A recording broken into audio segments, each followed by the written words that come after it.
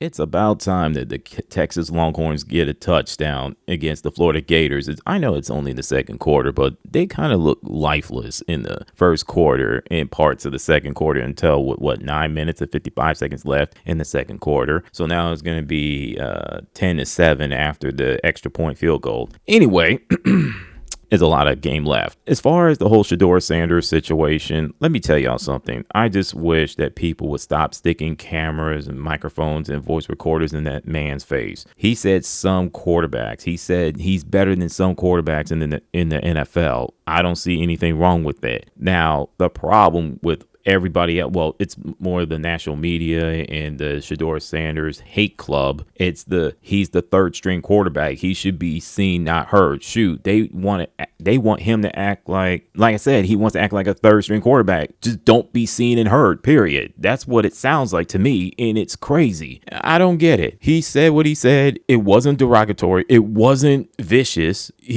That was his opinion. Just he was expressing his First Amendment free speech. What's the problem? He didn't do anything wrong. Dang. I mean, let Dylan Gabriel go out and ball out. If he plays first 6 games and he does that, keep him in there. If he goes out there in first 6 games and he stinks up the joint, bring in Shedeur Sanders and let's see what he can do. If Shedeur Sanders play and he stinks up the joint, bring in Joe Flacco. You know, the Cleveland Browns are screwed either way. Now, before I move on from that Shedeur Sanders topic, I'll say like this. I heard that the Baltimore Ravens wanted to draft him, but Shedeur Sanders didn't want to go there. If that's the case, that has to be the dumbest move that Shedeur Sanders has ever done so far. Because you're telling me you want to go through hardships with the Cleveland Browns, with their reputation. They're known of instability, chaos, the goofiness with that franchise, versus with the Baltimore Ravens, stability, winning culture. I mean, are you serious right now? Now, granted, I know people are going to say, well, why you want to sit behind Lamar Jackson for 5 or 10 plus years? The man is hurt. Now, granted, he would be in the same, similar, if not the same position, but the difference is he'd be a third string quarterback. He'd be Cooper Rush would be a backup.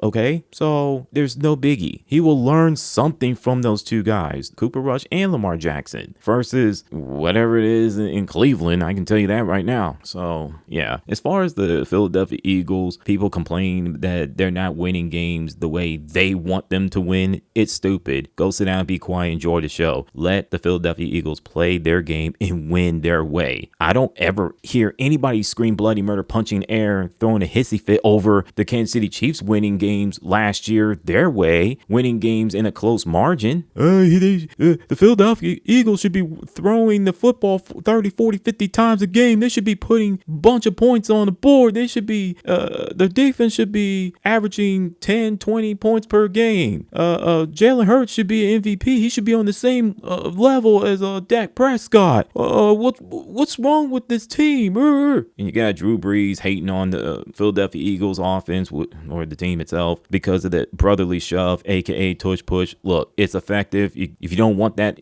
them to score on y'all, stop them. It's that simple. Now, I can understand the false starts part. I get that one. A little unfair event. But other than that, shut up. Find a way to stop them. If not, be quiet. Deal with it. Just saying. Now, I just think the Philadelphia Eagles should be more worried about themselves. They should. If I'm a Philadelphia Eagles fan, I'm more worried about will they win? Will they go back to back? As opposed to worrying about what other people think about my team. Worry about, they should win the way they want them to win. It doesn't make sense to me. And I know my brother-in-law is watching this video. I know he has to agree with me on that. So the NBA season is in 3 weeks from Wednesday. Bronny James shooting 31% from the field in the preseason so far, because I read an article from a New York Post. The Phoenix Suns beat down the LA Lakers 103-81. I think he shot 1 for 12 so far in the preseason, or in that particular game. I could be wrong. Boy, he's a bricklayer, isn't he? I'm going to get off of him before I say something I'm going to regret later. Russell Westbrook, I wish he never went to the LA Lakers. I wish he didn't go there. I don't care if that's his hometown or his home state. I will never understand why he went there in the first place. I mean, this man is getting blamed for the LA Lakers' failed experiment. They try to turn him into a doggone jump shooter, a three-point shooter, and you know who he is. You know his skills. You know what he's about, and you still trying to turn him into those things I just brought up a second ago. That is stupid, okay? Boy, LeBron James gets away with everything, man. He's untouchable at this point, isn't he? Oh, I forgot. You're not allowed to criticize LeBron James. My bad. Anyways, now as far as video games concerned, look, with Battlefield versus Call of Duty, I'm out on both of those games, regardless that they're the biggest one coming out this year. Battlefield 6, I'm not sold on it. I look at the single player campaign of the trailer. It looks nothing more than Battlefield 3, Battlefield 4 meets Medal of Honor 2010. Shoot, Medal of Honor 2010 and Medal of Honor Warfighter looks good. Not only looks good, it looks far better than a Battlefield 6 single player campaign. That's just me. It comes across as like a Hollywood movie nonsense. They're copying off of Call of Duty Modern Warfare 2019. Get mad at me all you want, but you know I'm telling the truth. Not telling the truth. Sorry. You know that's just my opinion. Okay, just throwing that in there. And plus, the multiplayer, you're gonna have hackers, you're gonna have cheaters. That's how it's gonna be. Okay. The question is, will EA do something about it? That's the biggest question. And plus, they can't make a good Battlefield game to save their life. They haven't made a good one since Battlefield Bad Company 2. You know, Battlefield 3, 4, 1, 5, and Battlefield 2042, they're all bad in my opinion. So yeah, just leaving it alone. As for Black Ops 7, I'm not down with the futuristic settings when it comes to Call of Duty due to bad experiences and the balances issues that it continues to pop up from previous games. It's too frantic, too fast, too jittery, bunch of junk, wall running, double jump nonsense.